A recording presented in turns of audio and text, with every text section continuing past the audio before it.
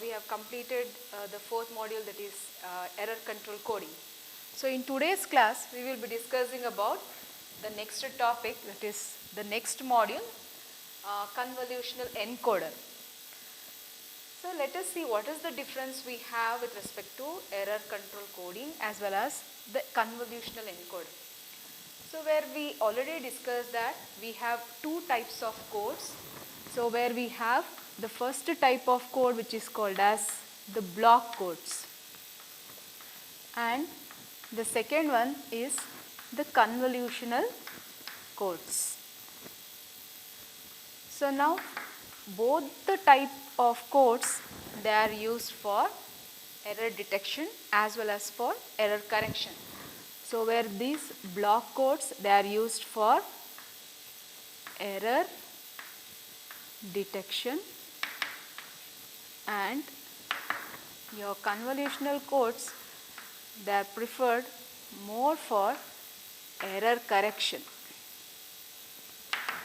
So both of the type of codes, they are used for error detection as well as for error correction.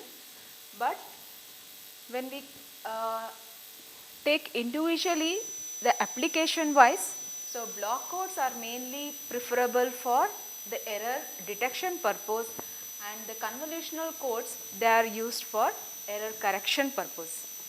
So now what is the difference we have with respect to block codes as well as the convolutional codes? So if we consider the block codes, so here a block of n digit, okay, n digit codes are generated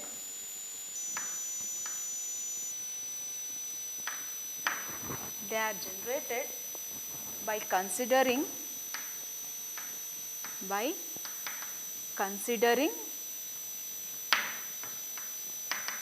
k message digits only at that instant of time.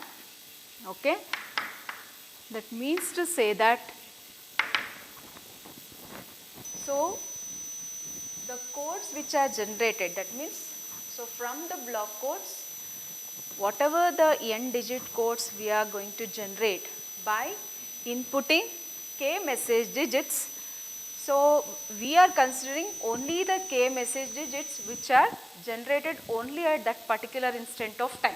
That means instantly the codes will be generated with respect to your block codes. That means it is going to consider for the error detection and correction purpose only blocks of codes. So these blocks of codes are considered only at that particular instant of time. But if we consider the convolutional codes here, so a block of n digit codes which are generated by considering k, by inputting, it is by considering k message digits not only at that particular instant of time,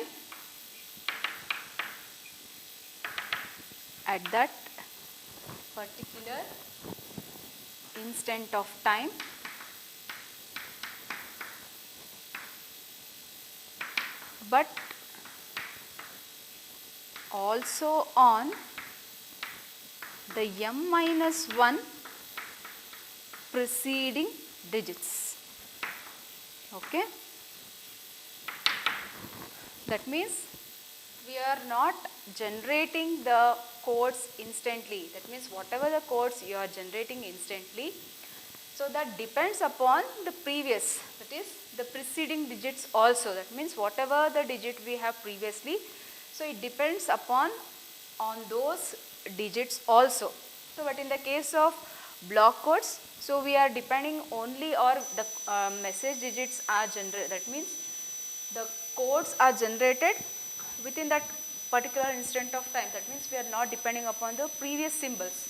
So but in the case of convolutional codes, we are going to consider the present as well as the previous message digits to generate the convolutional codes. So this is the main difference what we have with respect to your block code as well as your convolutional codes. So now what is this convolutional encoder is? So the convolutional encoder means, so it is an encoder, convolutional encoder is a encoder which consists of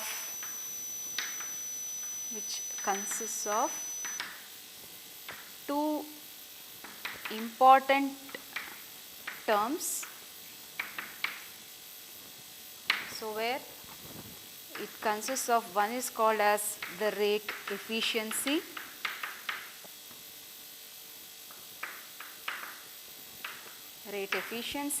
and the second one is the code length. So where this rate efficiency is denoted by K by N and the code length is denoted by capital L. So where usually this convolutional encoder is represented by N, K, comma, M. Okay. So where what is this N, K and M? Where N represents the number of outputs and K represents the number of message digits entering into the or input to the encoder. Okay. And here small m, so this m represents the number of modulo 2 adders. So this is about the convolutional encoder. So where this convolutional encoder is usually represented by n, k, comma, m.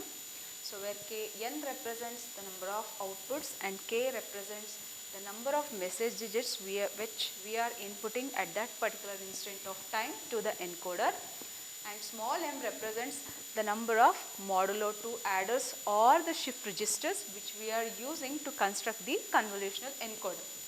And usually a convolutional encoder, it consists of two important terms here. One we call as the rate efficiency, which is denoted by the ratio k by n.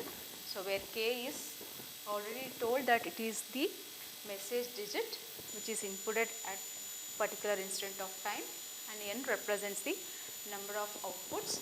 So where code length represents the length of the message. For example, if we have 5 bits, so then the length of the message is 5. That is, the length L will be equal to 5. So for example,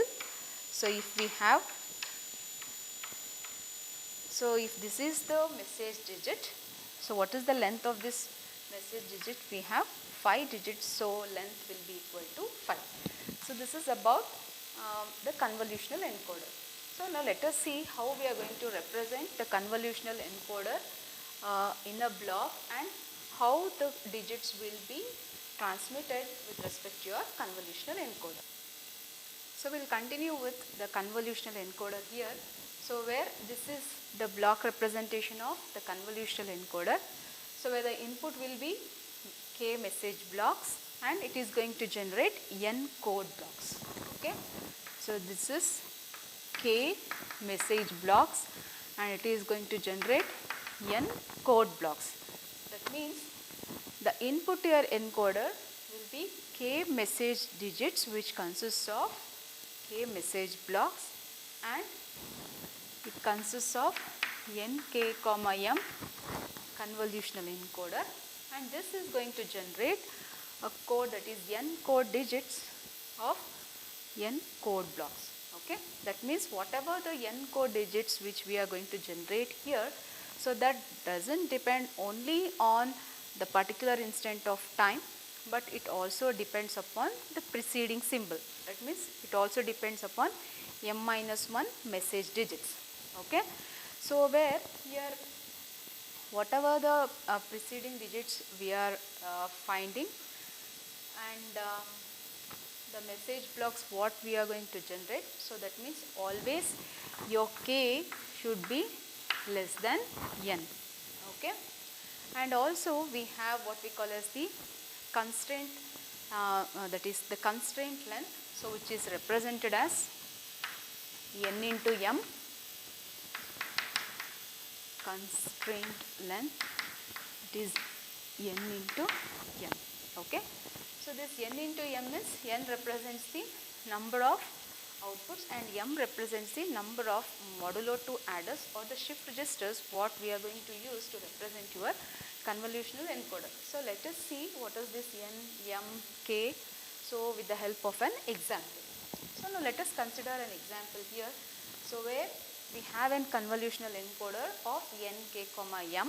So where the number of outputs is 3 and k represents the message digit what we are inputting at that instant of time.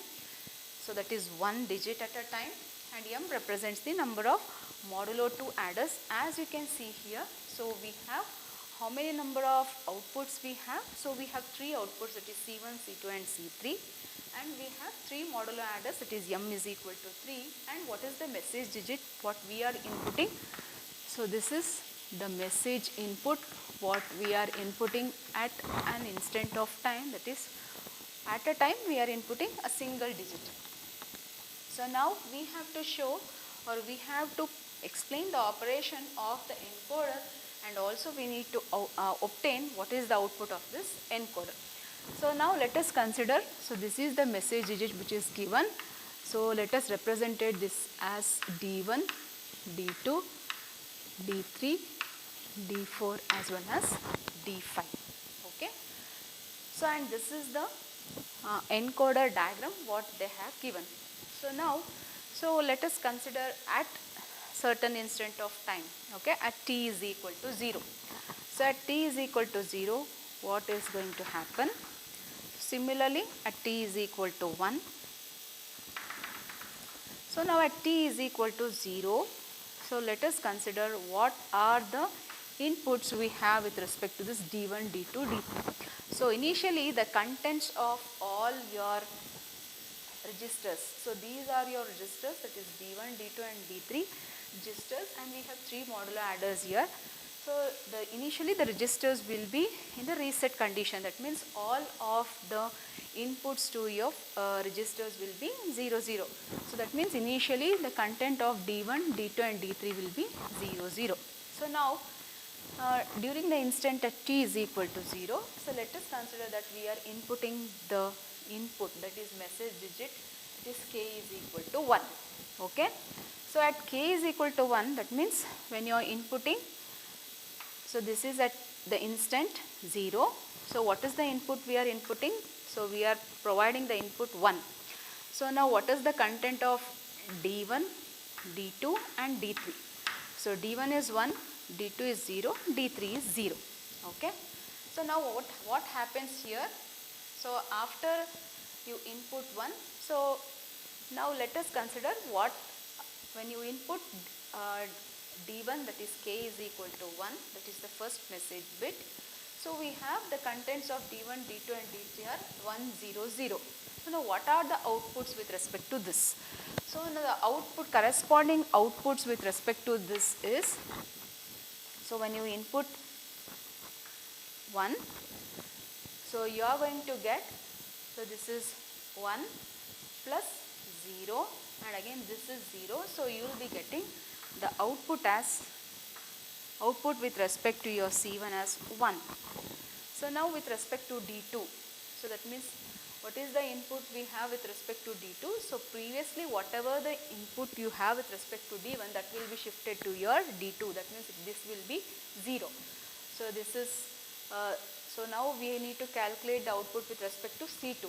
So now we have D1, so it is 1 XORed with, so what is the one more input to here? So we don't have any more inputs to the second modulo adder, so it is only 1. So we are going to have the output with respect to C2 is 1. So now similarly with respect to D3. So D3 is only the input from D2. So that means D2, what is the input we have with respect to D2? It is 0. Okay. So this is how we got the output with respect to your C1, C2 and C3. So this is during, so this is your time instant. So this is for, let us consider this as T1. So this is T2. So this is when you inputted 1. So next we are going to input 0. So when you input 0, so what happens? So 0 is the message input, present message input to your D1. So whatever the bit we have previously, so that will be shifted to D2 and D2 bit will be shifted to D3. And whatever we have D3, that will be discarded. So now these are the inputs what we have. So now let us write what are the outputs we are going to get at C1, C2 and C3. So C1, so it is 0 plus 1. So we are going to get 1. So then C2, so it is 0. Then C3 it is D2. So we are going to get 1. Okay. So this is now with respect to instant T3. So what is the message input? It is 1. So 1 is fed to D1. So previous bit is 0. So this bit is 1. So the output, so we have 1. So we have 3 inputs to this modulo adder. So 1 XORed with 1. So the output will be 0.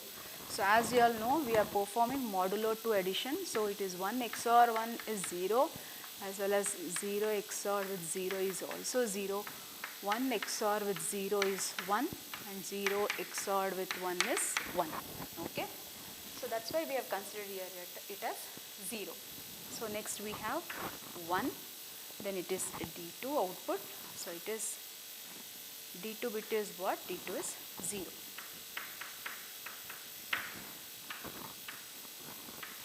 So next is T4. So what is the message input? It is 1. So it is 1, 1, 0. So the output of this is also, so 1 plus 1 plus 0, it is 0. Then D1 is 1. Then we have D2 is also 1. So next is with respect to instant T5. So the message input is 0, 1, 1. So the output of this once again, so it is 0 plus 1 plus 1, so it is 0. So this is 1, that is for this it is D1. So input of D1 is 0, then we have D2 it is 1.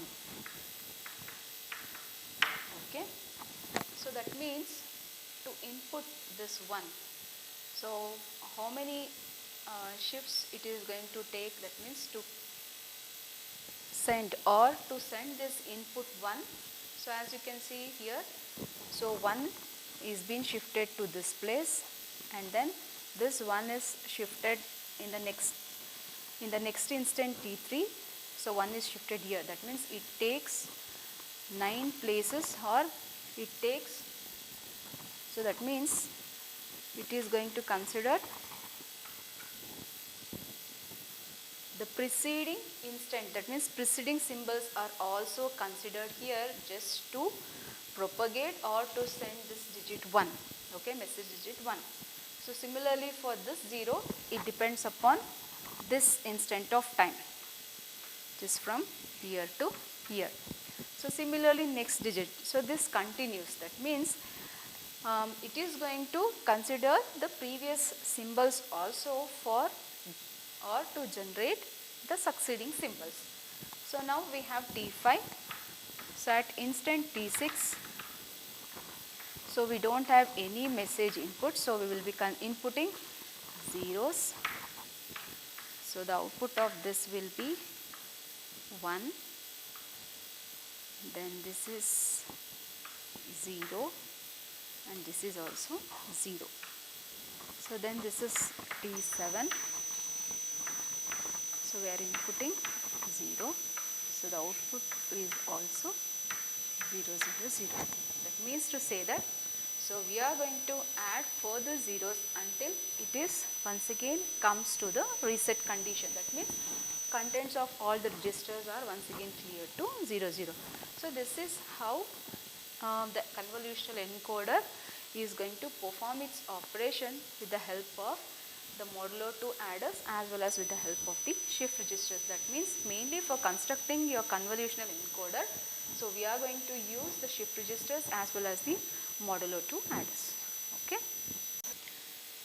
So next we have the types of convolutional encoder. That means how this convolutional encoding can be done.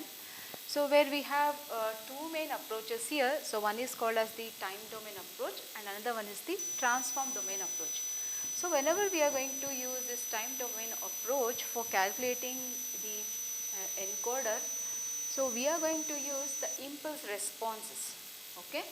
So now let us see how we can calculate these impulse responses for the time domain approach. So where we have considered an example here. So this is the block of the convolutional encoder what we have.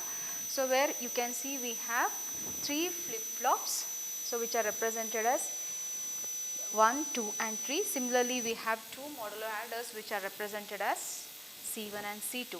Okay, that means to say we have 2 outputs C1 and C2. So one is with respect to the top adder and another one is with respect to the bottom adder. So and looking into this diagram, so we can write n, k and m. So where n represents the number of outputs. So number of outputs what we have here is 2, that is C1 and C2. So it is 2, and the number of message digits what we are inputting to this encoder is 1 at a time. So it is 1. Then m represents the number of modulo adders the number of flip-flops what we are going to use it here. So we have 3 flip-flops, so it is represented as 3. Okay. So now we have some equations to be used to calculate the time domain approach with respect to the impulse responses. So now let us consider the sequence, that is we also call this as the generator sequence. So where we have already studied in the error control coding module, that is we have what we call as the generator matrix. So similar to that we have here the generator sequences. So if we consider the impulse responses, so we are going to represent those generator sequences as G1 of j, G2 of j, G3 of j and up to where it is Gm plus 1 of j.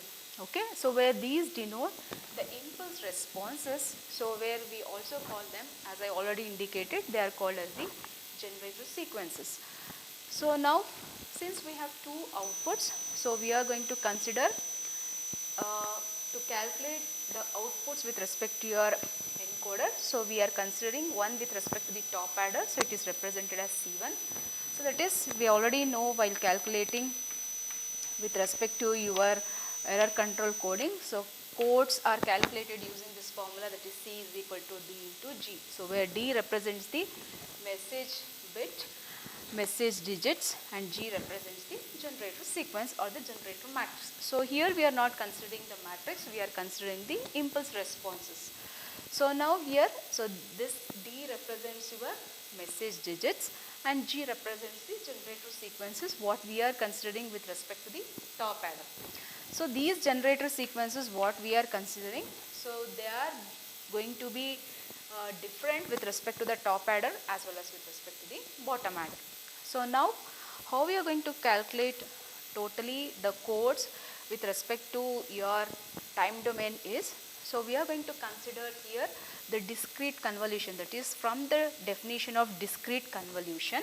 So we have this equation. So where the equation is given as CL of j, so where L represents the length. So how we are going to calculate this length L, small l is, so it is n plus m. So where n is the number of outputs. Sorry, it is not n into m, it is L plus m. So where L represents the length of the message digits, length of the message digits, and m is your shift registers. So that means here we have L is, for example, if we have considered in this example, your message digit D is equal to 5. So then here it will be length of the message digit is 5 plus number of shift registers is 3. So your L will be equal to 8. This is your L. And J varies from. So J depends upon the number of outputs. So J varies from 1. So we have 2 outputs. So it varies from 1 to 2. Okay, that means we have J is equal to 1 and J is equal to 2. So where I is equal to 0, summation, that means it varies from I is equal to 0 to m, that means I is equal to 0 to 3, since we have 3 shift registers, and dl minus I into gi plus 1 of j. Okay.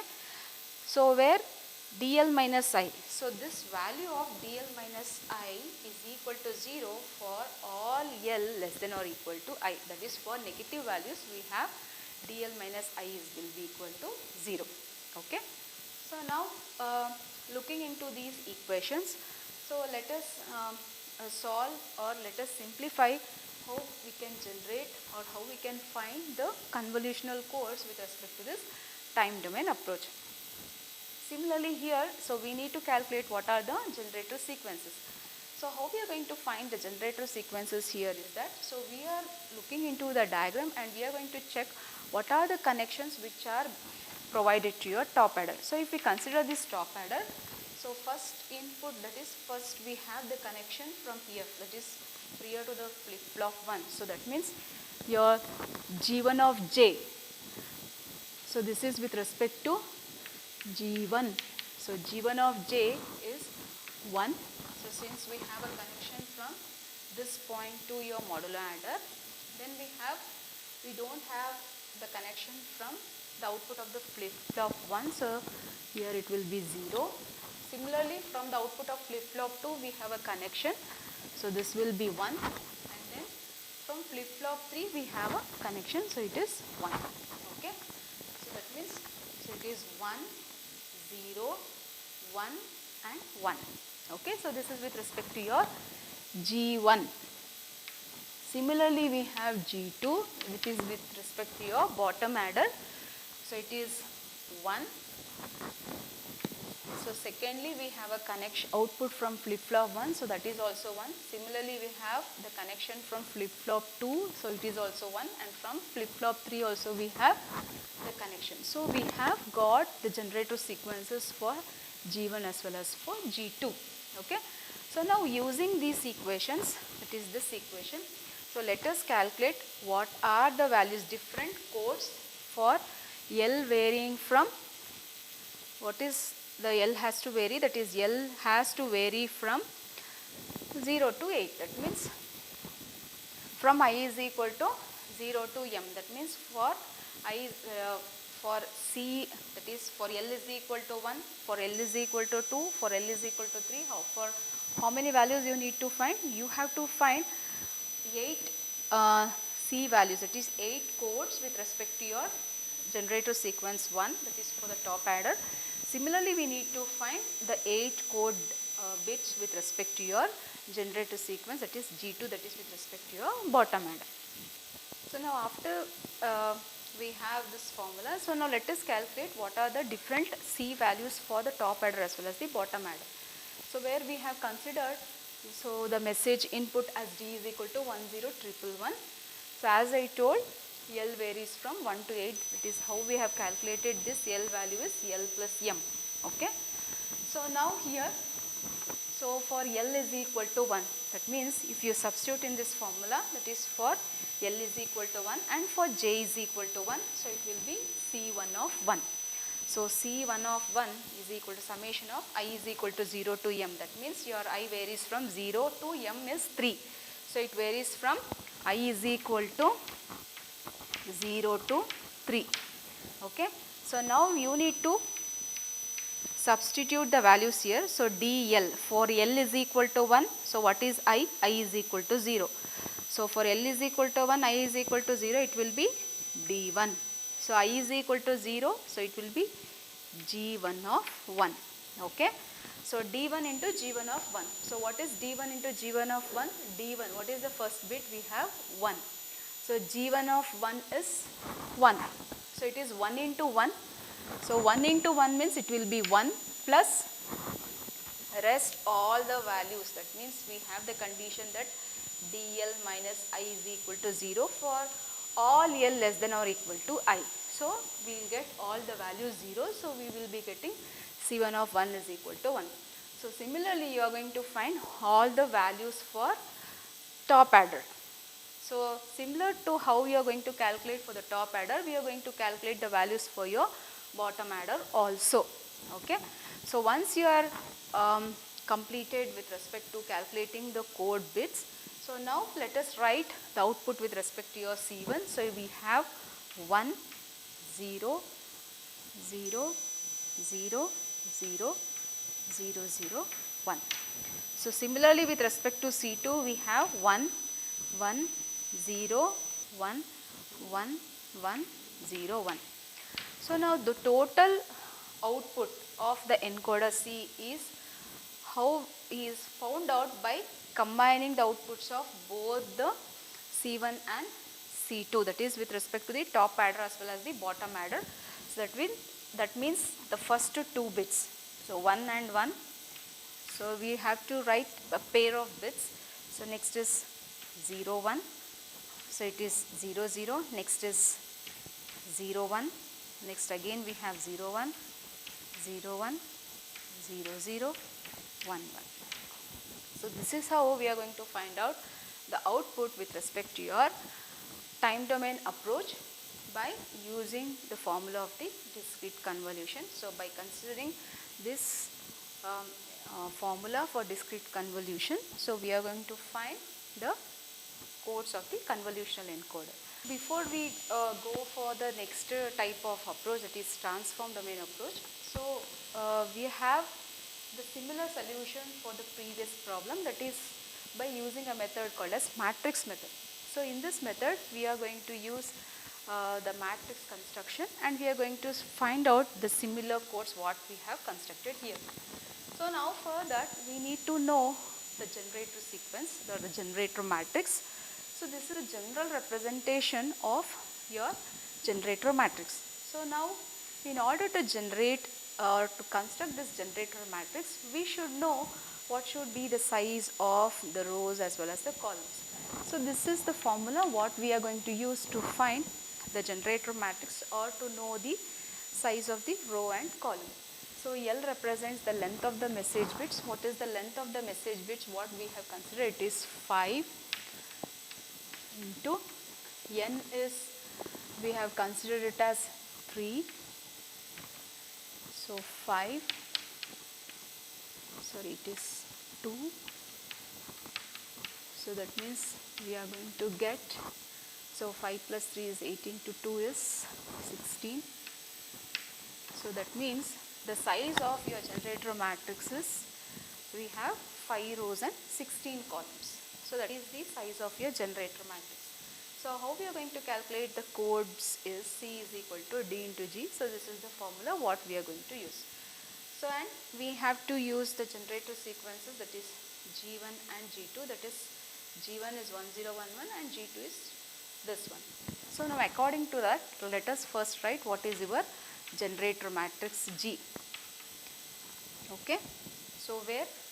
So we are combining these two generator sequence values. So it is 1 and 1. Then we have 0 and 1, 1 and 1. Similarly 1, 1. So that means we have, how many number of bits we have now? We have only 8 bits. So what should we do with the rest of the bits? So that should be appended by zeros. So that means it is 16. So it is 5 cross 16. So that means we should have 16 columns. So now, so the first is when you are writing the second row, so we need to write the zeros first, that is with respect to the first column. So the first bit, so it is shifted here, and rest of the bits, so we are writing in this manner. So with respect to the next one, it is 0 0 0 0 1 1 0 1 1 1 1 1.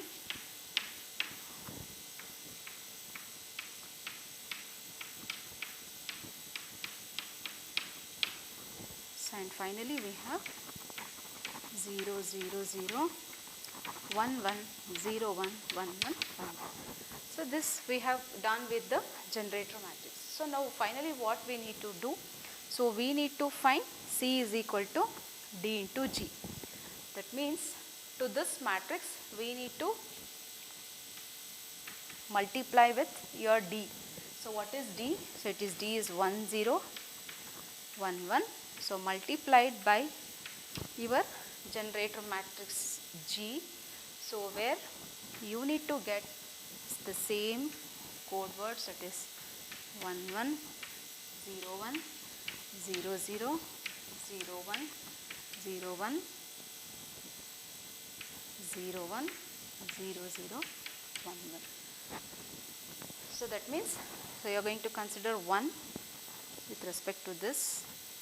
Then once again, that means whole of these 5 bits will be multiplied with respect to that, means, so this row will be multiplied with the first column. So where you can see, so 1 into 1 means you will be getting 1. So the first bit will be 1, rest all the bits will be 0. So the first bit matrane you will be getting 1. So next, so if we consider this also, you will be getting 1. Okay. So if we consider this column, so then, so 1 into 0 is 0. So this is also 0. That means this is 0. So next, so this is 1 and rest, these are all 0. So you will be getting 0 1. So this is how we are going to calculate the codes by considering C is equal to D into G. So this is the second method, which is called as the matrix method with respect to your time domain approach. So now in the next class we will see how to calculate the same code words using the transform domain approach. Thank you.